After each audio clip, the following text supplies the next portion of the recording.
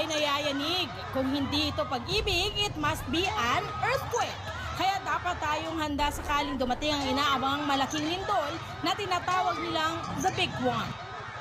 Mga kapuso, kailangang lagi tayong I am ready dahil wala pang teknolohiya na makapagsasabi ng eksaktong oras ng paglindol. Mainam na lagi tayong handa. Bukod sa paalalang drop, cover and hold, pag nakaramdam ng malakas na earthquake, dapat ding ihanda ang tinatawag na go bag o calamity kit. Laman ng go bag na ito ang iba't ibang bagay na pwede nating magamit pagdating sa survival. Dapat po, lahat ng tahanan may go bag. Sa isang bag, ipasok lang ang first aid kit, tubig, mga gamit pang personal hygiene, radyo, ready-to-eat na pagkain gaya ng delata at mga biskwit, kutsilyo, kandila, lighter at posporo, resealable bag o kaya ay plastic, pito, pera at mga importanteng dokumento.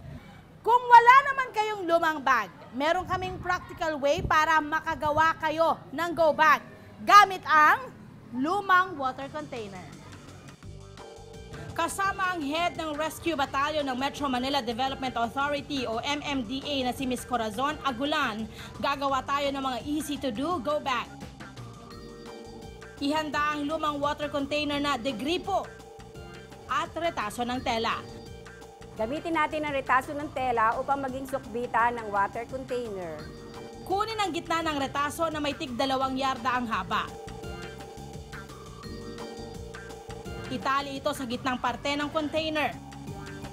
Ang sobrang tali ipailalim sa container. Ibuhol ang retaso sa handle ng container. Ang mga sobrang tela ibuhol din ng mabuti. Ilagay ang essential items sa do-it-yourself go bag and you are good to go. Ang isa pang good news, maaari rin itong flotation device o salbabida.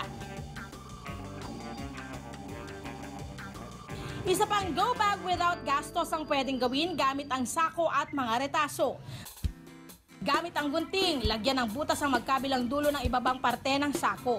Tupiin ang magkabilang parte ng sako para maghugis tatsulok. Buhulin ang dulo gamit ang retaso. Ready, sako, go! As easy as that. May go bag sako na kayo na kayang bitbitin ng mga chikiting ninyo. Bukod sa walang gastos, easy to carry lang ito. Kung ang available na bag ay gawa sa tela, gawin itong water resistant gamit ang kandila. Importante pong hindi mabasa ang ating mga papeles para sa identification at mga gamot. Ikaskas ang kandila sa cloth bag. Instant water repellent ang effect nito dahil sa wax ng kandila. Ilagay ang mga importanteng dokumento sa go bag na ito. Ang ibang laman ng go bag, mga kapuso, hindi na kailangang bilhin. Good news na makamenos at maging ready in time of calamity. Isang mahalagang laman ng go bag ang tubig. Sa mga panahon ng sakuna, baka kasi hindi agad-agad makakakuha ng tubig na maiinom. Kailangan siyempre yung tubig dahil makakasurvive tayo ng mas mahabang panahon kahit walang pagkain. Pero kung maubos na ang baong bottled water, di kailangang mag-panic kung meron kayong DIY water filter. Ihanda ang buhangin, pebbles, plastic water bottle, at activated charcoal na mabibili sa mga supermarket o drugstore for 150 pesos. Pagkahati ng plastic bottle sa dalawa, patungan ng tela o gasa ang bibig ng bote at itali. Para gawin ang filter, kumuha ng activated charcoal. Makatutulong ang activated charcoal sa pag-iipon ng mga nakalalasong kemikal, gaya ng lead, para hindi ito humalo sa tubig.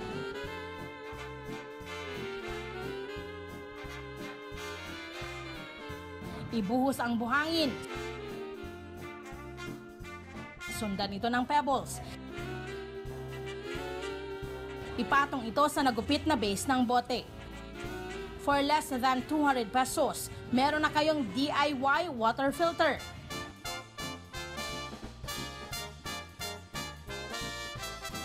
Payo ng eksperto, pag nagkagipitan sa tubig, maaari nitong isala ang tubig ulan. Kapag may sakuna, isa sa mga nawawala ay ang electricity.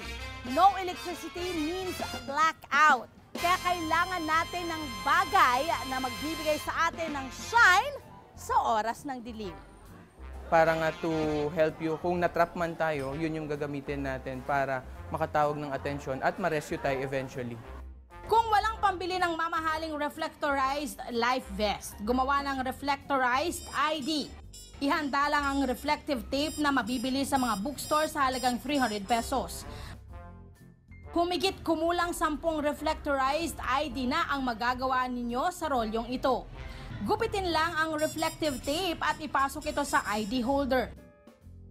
Maliit na bagay lang pero malaki ang magagawa nito kung sakaling kailangan ninyong mailigtas sa madidilim na lugar. Very essential sa lifeline kit or yung pag-survive natin is 3 days talaga, yung 72 hours. So usually kung matrap man tayo, 3 days ang average bago ka ma-detect or ma-rescue man lang. Kung sakaling matrap, narito ang mga dapat isaalang-alang habang naghihintay ng pagsagip. Pag natrap tayo, kailangan talaga yung supply ng tubig natin, nirarasyon natin. Hindi yung iniinom ka agad, inuubos ka agad. Kailangan siguro pwede natin paunti-unti gamitin yung cup para higop-higop lang and marasyon natin para tumagal ng hanggang dumating yung rescue natin.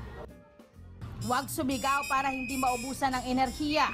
Mainam na gumamit ng pito o whistle.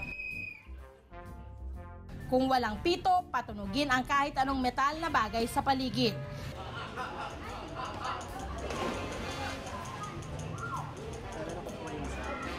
Importante rin daw ang pagiging kalmado sa lahat ng oras.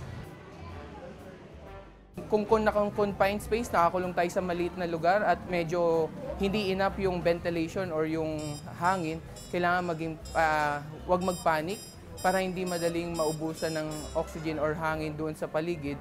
So relax lang, maghintay lang ng magre-rescue.